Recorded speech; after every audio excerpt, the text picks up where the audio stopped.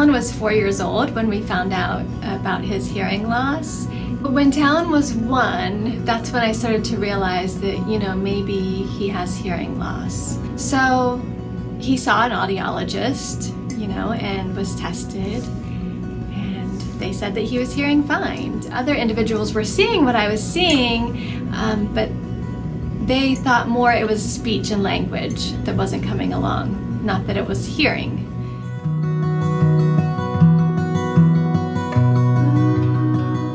When Talon was diagnosed with hearing loss, finally, I had the answer that I had been hoping for, which sounds ridiculous, but then I knew this is what it is and I need to find what he needs. And as a family, a hearing family, we wanted to have conversations with Talon, be able to communicate with him in a way that we communicate with each other. So we searched and DePaul came up. It was the closest to our home, even though it was across state lines. We called, made an appointment, and just immediately came as soon as we could. Oh my gosh, when we saw the kids talking in the classroom, it gave us nothing but hope. There was just this level of excitement, As soon as you walk into this building, I just knew this is where Talon has to be. Talon stayed at DePaul for 11 years. He started in preschool and stayed all the way through 8th grade.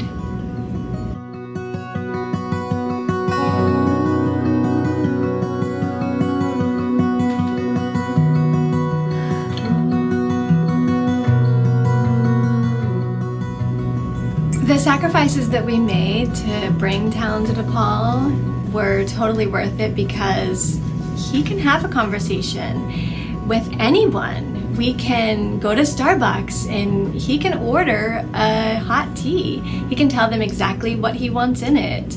We can go to the doctor and he can tell that doctor how he's feeling. And those are things that he could not do before.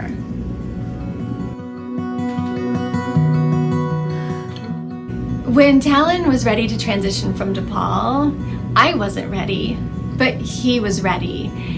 We transitioned him to another school, and DePaul was there for every step of the way. Answered all of my questions, made sure that everything was ready for him at the new school, made sure that speech was in line, make sure he was just getting everything that he possibly needed that he was getting here, that those services were going to carry over to his new school.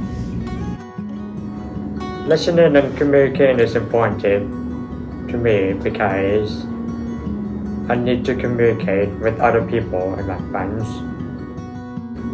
DePaul has given me hope for my future.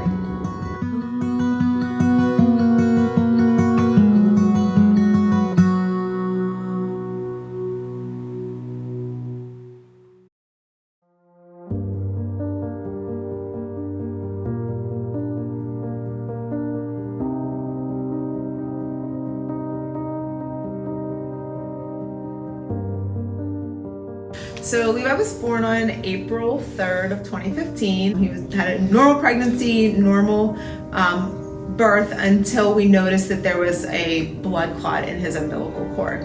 We took him home like we had done with his brother, but pretty quickly we noticed that things were not okay.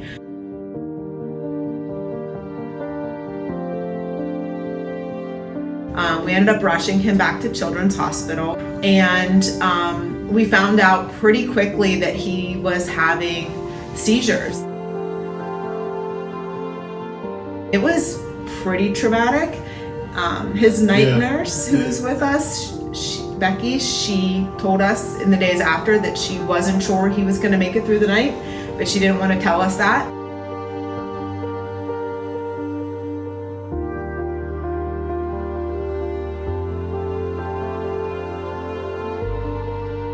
It took about a week to stop the seizures, which left him with a significant amount of brain damage in his frontal lobe. We left the hospital really unsure of his prognosis. We had no idea how this would affect him long term, how it would affect his development, how it would affect his life, our life. By a year, he had also had a developmental therapist and a speech and language therapist. I'll never forget standing in the kitchen and she said to me, "Lindsay, I'm not qualified to make this diagnosis, but I think that Levi might have something called apraxia, and you're gonna Google it and you're gonna be afraid." And I was like, "Oh, okay." And he was like, he was approaching his 3rd birthday. So it was like the fall, he was gonna turn 3 in April. And at this point he was nonverbal. And this was after getting speech basically his whole life. He had no words, he had no approximations. We had been working with a language board, we had been working with baby signs, but there was just nothing. He was not producing anything. So childhood apraxia of speech is a neurological speech disorder that is different than a developmental speech delay in that it is part of how a child's brain is composed, either through genetically how they were created or through some kind of an injury. But basically what it is, and it's a motor planning disorder. And so most of the children with apraxia or adults, they know what they want to say, they know how they want to say it, but their brains and their mouths don't work together well. And so in order to overcome that, it requires very specific and very intense speech therapy with an enormous amount of repetitions just to be able to teach your brain to tell your mouth what to say, basically for every single word that that's going to come out of your mouth. You could definitely tell DePaul when you walked into there, especially having a child that is, what was he? A baby. 2 years and 10 months at the time, still hasn't spoken a word to us. The facility was just that warm and welcoming for us to come in, and really we're just excited to see what we can do for our son. He walked into DePaul on his 3rd birthday, and we haven't looked back since, and here we are.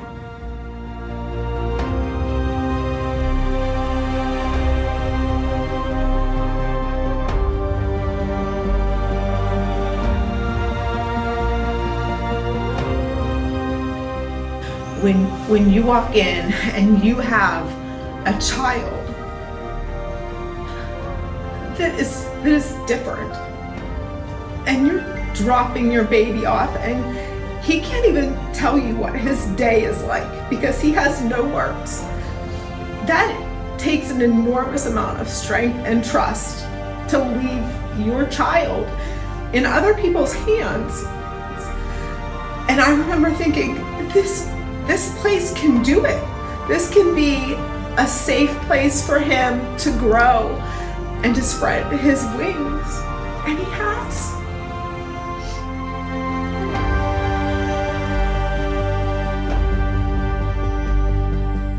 Levi, why is the DePaul school important to you? It helps me learn how to speak. I'm so proud to talk for myself.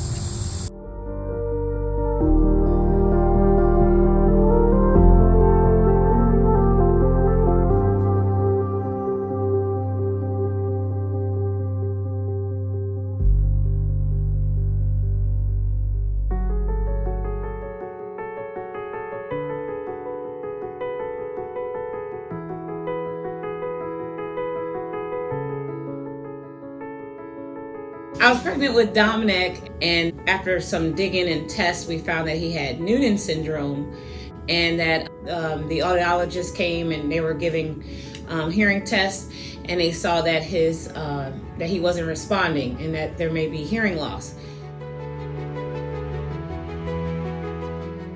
He was born in Philadelphia, and at the time I was at the district attorney's office, so I heard about, you hear about all the crime and things, and the moment I got his diagnosis, I pictured him walking down the street, being deaf, no CIs, no hearing aids, and someone like saying something to him, and him just keep walking, not hearing, and then someone like shooting him because they like someone on the street. And that's I went from 0 to that. It was no in between. So that's what made us decide to go the auditory verbal route.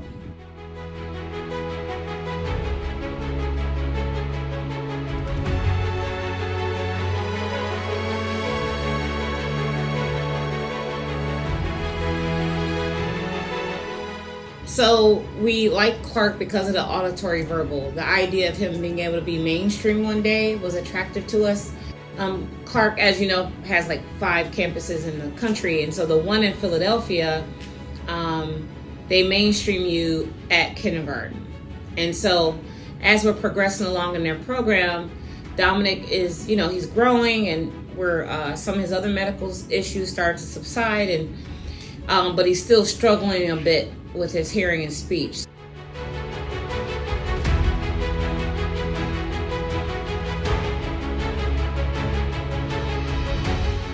So when I heard that DePaul takes a chance and help kids who other programs may give up on them or may not be equipped to handle children who may need a little more time. And when I found out that DePaul goes up to 8th grade, then I really started talking to my husband about, okay, we need to move to Pittsburgh.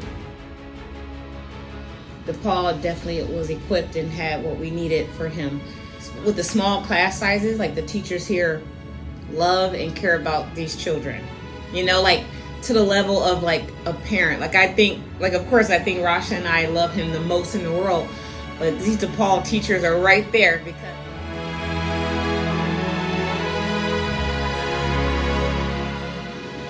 institutions like DePaul that are really doing God's work, making sure that people are cared for and having opportunities for kids to have academics, to have a safe environment to learn, to tackle obstacles.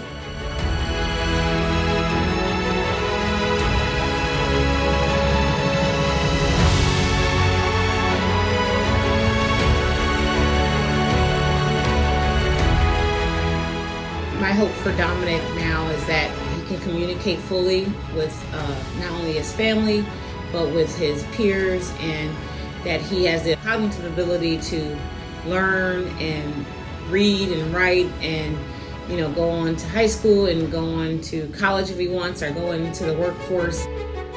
That's a hope I didn't have.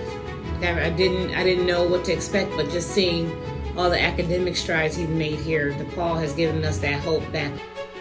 I think the hope is the endless opportunities that DePaul is providing.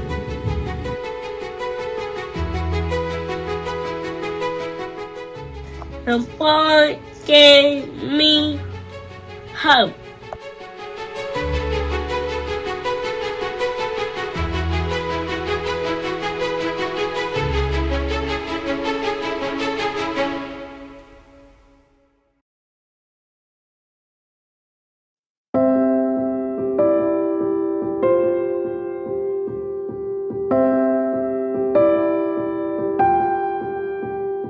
So we initially found out that Mateo was deaf at 2 weeks old. He had failed his hearing screen in the hospital, and then we had some more testing at Children's, and we're told that he had severe to profound hearing loss. So they had told us, about cochlear implants, which we didn't know anything about at that point. No, not yet, at least. Yeah. We are a hearing family. There's no one on either sides of our family that has hearing loss. So it was certainly shock at first, because not something we could anticipate or expect. But I think once we got the initial diagnosis, we realized, okay, what's our plan of action moving forward? What do we need to do to help him as best we can? I was very upset at first, just not knowing what his future was going to look like. Just thinking that my son could never say I love you or never hear mama. I'm sorry. But he's really come a long way. I knew I was gonna cry.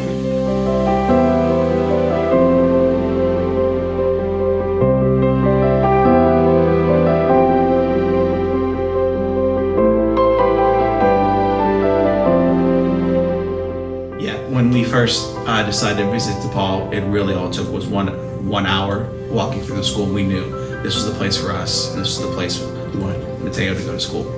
We were really lucky that we had DePaul and all these other options just right at our fingertips to kind of choose what was the best fit for our family and Mateo. Yeah. So Mateo started when he was 18 months old. The day that he could start, we signed him up for toddler group, and he went from being a little boy who was super shy, hadn't really been around a ton of kids since he was a pandemic baby, He wouldn't even say hi into the microphone, and now you can't get him to stop talking. He's the center of attention.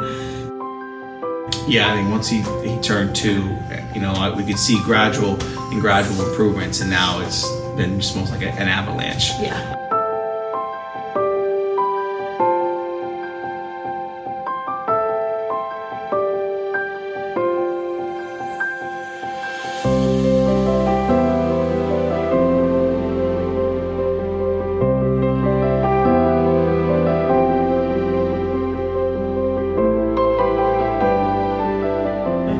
DePaul definitely gave us hope for Mateo's future, being able to come here and see other kids who had the same type of diagnosis, the same type of hearing device as him, and to see how far that they could come.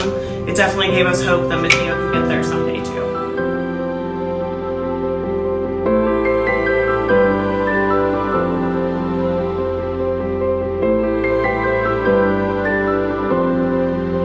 Say, I love you, Mama. I like